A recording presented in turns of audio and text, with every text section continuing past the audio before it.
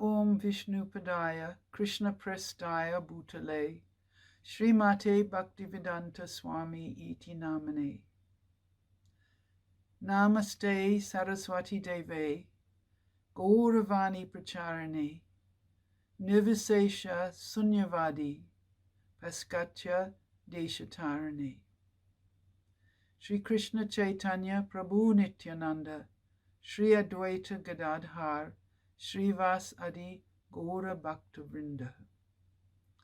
Hare Krishna, Krishna Krishna, Hare Hare, Hare Rama, Rama Rama, Hare Hare.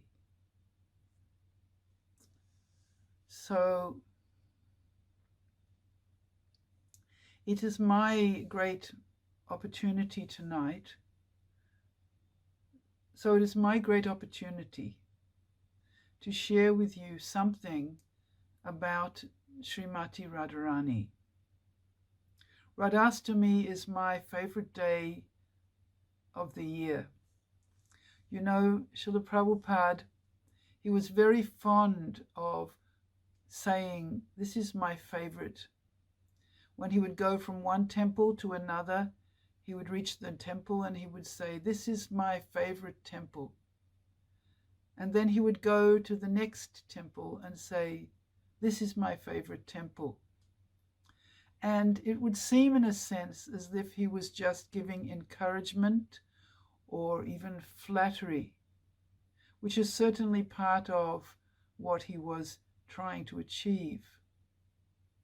But the nature of spiritual reality is that there are so many favorites, and they're all favorites at an appropriate moment. And practically speaking, if our consciousness was situated on the spiritual plane, we could experience all those favorites at the very same time. This is what we have to look forward to. So let me speak a little bit using Srila Prabhupada's purport or introduction to the Chaitanya Charitamrita as our praman or our solid source of knowledge. You see, we all have our own experiences, spiritual and also non-spiritual. And so we can draw on them and find value in them if they can be made or understood to be parallel with some authentic Vedic principle or teaching. If we can find something in the Srimad Bhagavatam and then we correlate it with our own experience, that's the way that we integrate subjectivity and transcendental theology into the same thing. So let me read, and we can share. I will speak a little bit as we proceed. Instead of being attracted by material beauty, Srila Prabhupada is saying, if one is accustomed to being attracted by the beauty of Radha and Krishna, then the statement of Bhagavad Gita, Param Drisdvam Nivartante, holds true. When one is attracted by the transcendental beauty of Radha and Krishna, he is no longer attracted by material feminine beauty. This is the special significance of Radha Krishna worship. So this was something that Srila Prabhupada told us in the very early days, that if we worshipped Radha and Krishna, our yearning for sensual enjoyment in this world would be reduced ultimately to nil. And I remember in those days thinking that it wasn't working. At least it wasn't working for me. And I assumed, therefore, that it probably wasn't working for others as well. And I can only say that after many years of practicing Krishna consciousness, that it does work. It does work. But one has to put effort in as well. We tend to come from a culture that expects immediate results. If we have some pain in our body, if we have some difficulty, we expect that we should take a medicine and it should be gone immediately, gone completely. But actually, it doesn't always work like that. So if one becomes attracted to Radha and Krishna's beautiful pastimes, it gradually lowers the temperature of our passion for this world and its pleasures, or so-called pleasures. When one is attracted by Madan Mohan and the beauty of Krishna with his consorts, then the shackles of conditional life, namely the beauty of a material woman, cannot attract one. So we would like, as ladies, to be attractive. It's natural. Woman is naturally meant to be attractive. And man is meant to be attracted also to the feminine aspect. So when we divert our attention to the beauty of Radha and Krishna, then we feel a satisfaction that is not present in the interactions between men and women trying their best to enjoy each other. Prabhupada continues. This brings up the question of who Srimati Radharani is and what Radha and Krishna is. Actually, Radha and Krishna is an exchange of love, but not ordinary love. Krishna has immense potencies, of which three are principal. So here again, when we hear about Krishna, we hear that he has unlimited potencies. We ourselves even are part of his potency, just like the sun has its own orbit, it has its own position in the sky, and then the light of the sun radiates everywhere. So similarly, Krishna's potencies radiate everywhere. But of the three, they are his internal, his external, and his marginal potency. In the internal potency, there are three divisions, namely Samvit, Ladini, and Sandini. So these three of his spiritual potency are the aspects which altogether combined are Krishna. And when he chooses to enjoy, he separates into three. He separates eternally, actually. So Radha, Krishna, and Balaram. These are the personifications of Krishna's three energies. The Ladini potency is Krishna's pleasure potency. Now, Prabhupada tells us something that I found when I read this for the first time many, many years ago. It really fascinated me. Prabhupada says that all living entities have this pleasure-seeking potency. For all living beings are trying to have pleasure. Now, the thing that struck me was that we also have a pleasure potency. Being infinitesimal parts of Krishna, we also have a potency, an ability to enjoy. Prabhupada says, this is the very nature of the living entity, to enjoy. In fact, there is no enjoyment actually existing within the body. If we think about it for a moment, the body itself is like our clothes. There is no happiness existing in this cloth. This cloth doesn't dance. This cloth doesn't cry.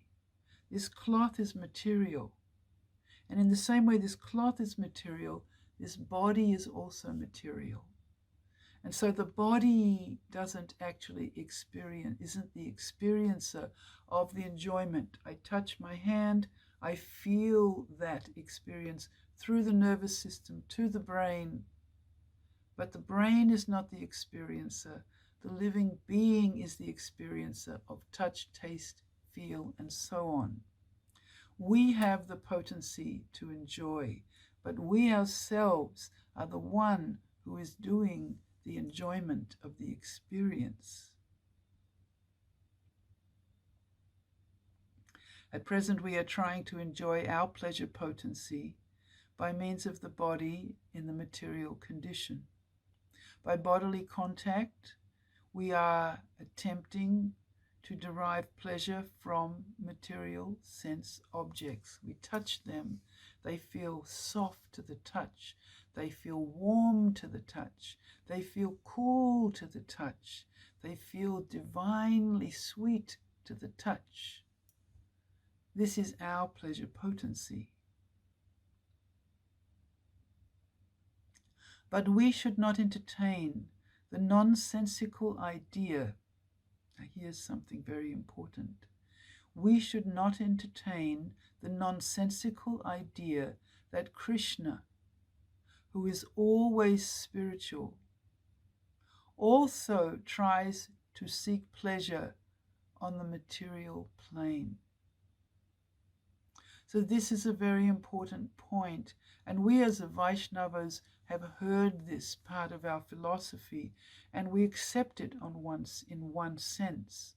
But still, we can have a lingering contamination when we see or hear about the pastimes of Radha and Krishna, that they are very similar to the pastimes that we see of men and women in this world.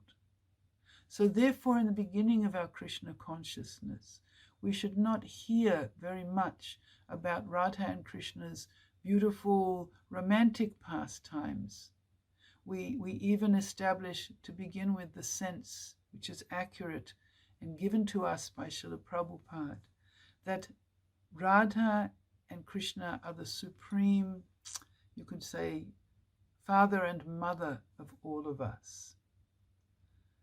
And then, as we advance, then we get to hear more about Radha and Krishna's actual position and their actual pastimes in Sri Vrindavan Dhama.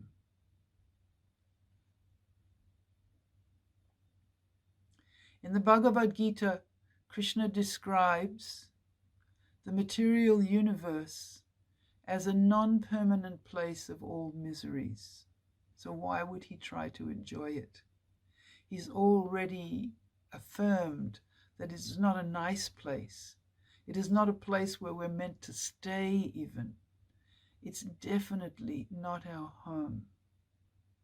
Have you thought, have you pondered the fact that time is always running? And once upon a time, some of us had young bodies which we thought were quite attractive. And now those bodies have become old. And soon they will be no longer inhabitable. And we will either be so fortunate as to return to Krishna's abode, or we will accept another body and we will go again through this cycle of birth, growth, middle age, old age, and then death. So Krishna considers this cycle of birth and death to be actually an incredible imposition on the pure, eternal, spiritual soul's consciousness. But we are so acclimatized to it that we don't feel that discomfort, or we do feel it, but we don't think of it in that absolute way. So why would Krishna try to enjoy a place of non-permanence? Krishna describes the material universe as a non-permanent place full of miseries. So why then would he seek pleasure in matter? He is the Supersoul, the Supreme Spirit, and his pleasure is beyond the material conception. So Prabhupada continues, he says, to learn how Krishna enjoys pleasure, we say he doesn't enjoy pleasure like we do, by touching and enjoying the things that satisfy our body, our taste, our hearing, our sense of smell. He doesn't enjoy like that. So how does he enjoy? Prabhupada says, to learn how Krishna enjoys pleasure, we must study the first 9 cantos of Srimad Bhagavatam. And then we should study the 10th canto, in which Krishna's pleasure potency is displayed in his pastimes with Radharani and the damsels of Braj. Unfortunately, he says, unfortunately, unintelligent people turn at once to the sports of Krishna in the Dasama Skanda, in the 10th canto. And they read about how Krishna is embracing Radharani, or he is dancing with the girls in the Rasa Leela. And they, generally ordinary men, they consider these pastimes in the light of mundane lust or sensuality. And it's true, even we struggle to think about something transcendental to this world. What to speak of those who are totally immersed in this world as everything, as their place of everything. They're immersed even in their phone as everything. What to speak of being able to realize that beyond this world exists another plane of existence, of transcendental existence, in which everything, Radha, Krishna, and their relationship, everything that they do is directed and inspired and powered by pure transcendental love.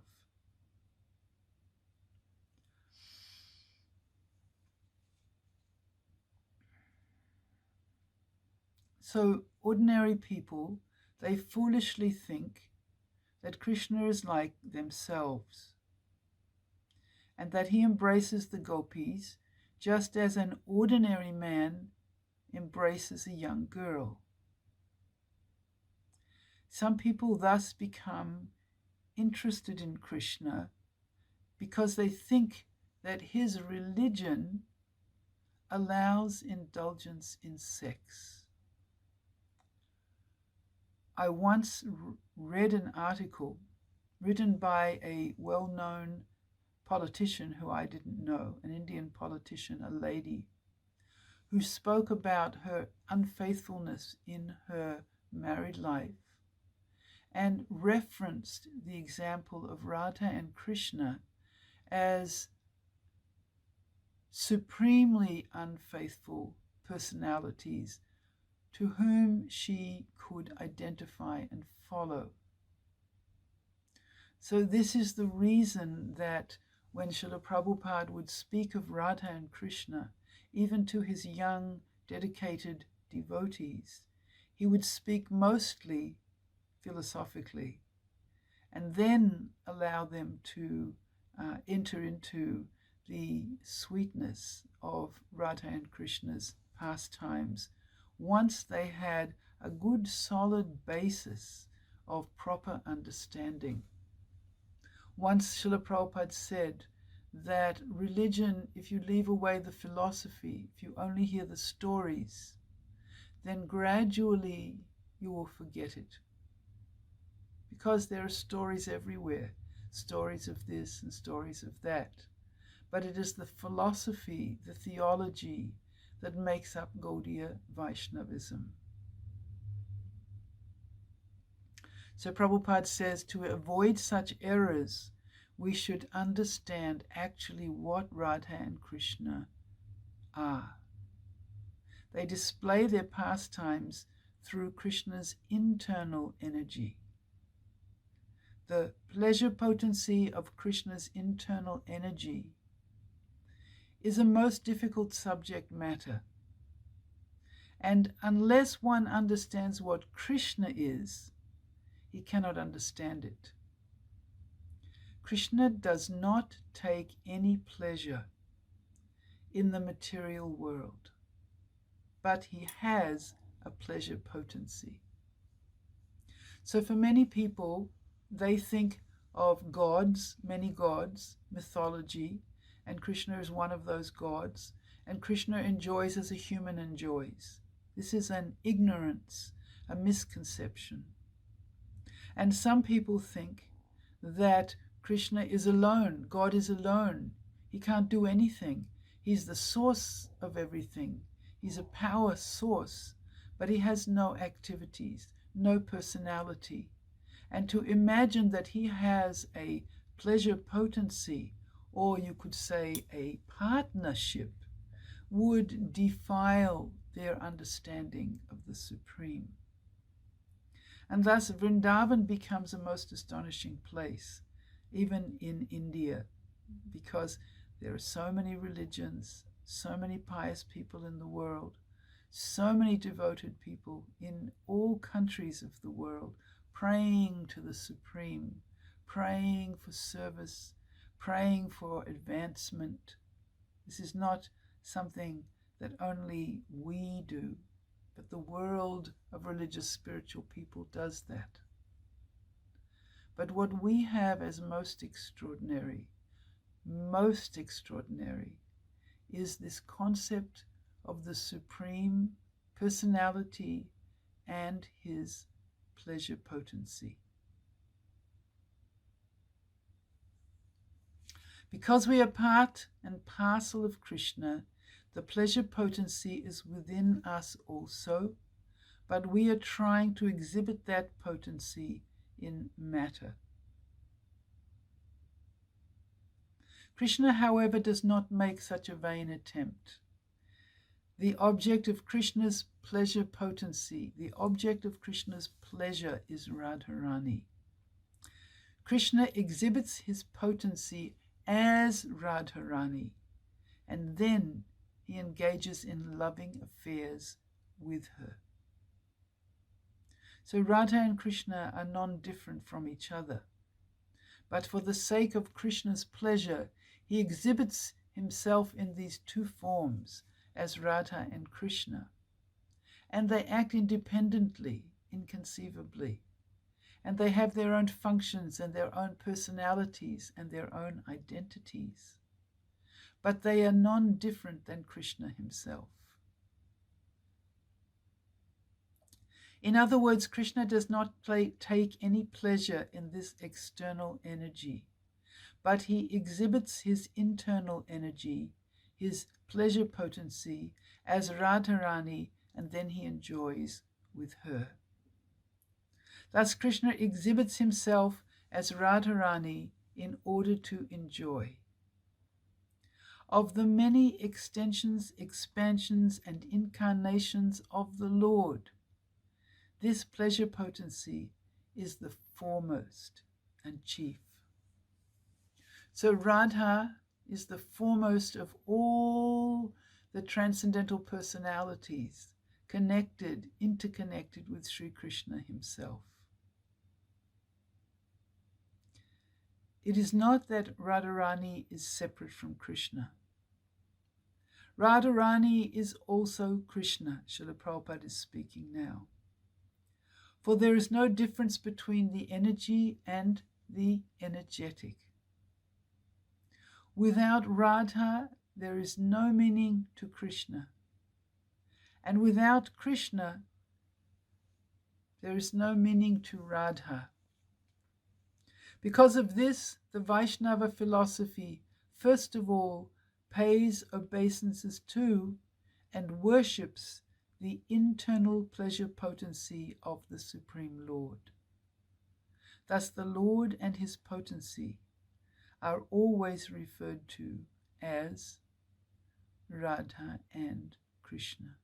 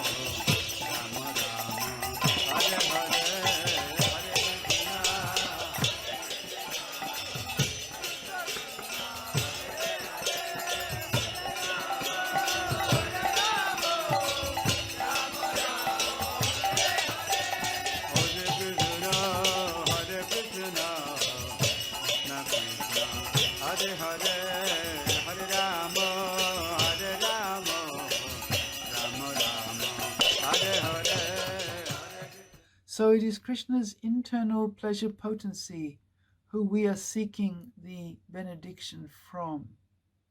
We are seeking from her that she may somehow or another bestow on us the opportunity to love and serve Krishna, following her, pleasing her, but pleasing Krishna at the same time.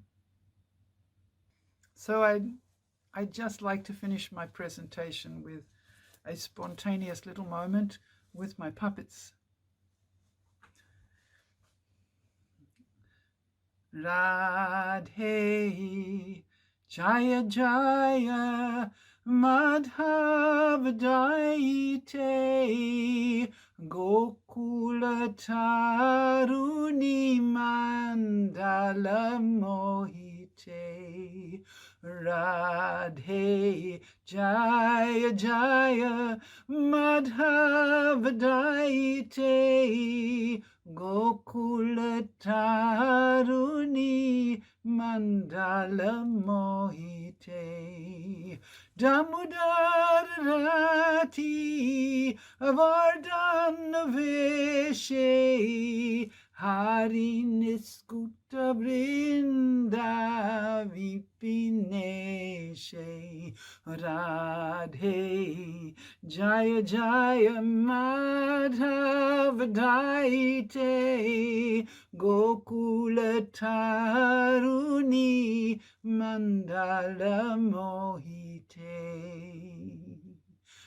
Vrishavanudati Navashashileke Lalita Sakhi Guna Ramita Vishake Radhe Jaya Jaya Madhava Daite Gokula Taruni Mandala Mohite Karunam Karumai Karunam Varite Sanat Sanatana Varnita Charite Radhe Jaya Jaya Madhavadayate Gokula Taruni Mandala Mohite. Srimati Radharani Ki Jai. Shri Radha Shamasunda Ki Jai. Gaur Premanandi Hari Hari Hari Bo.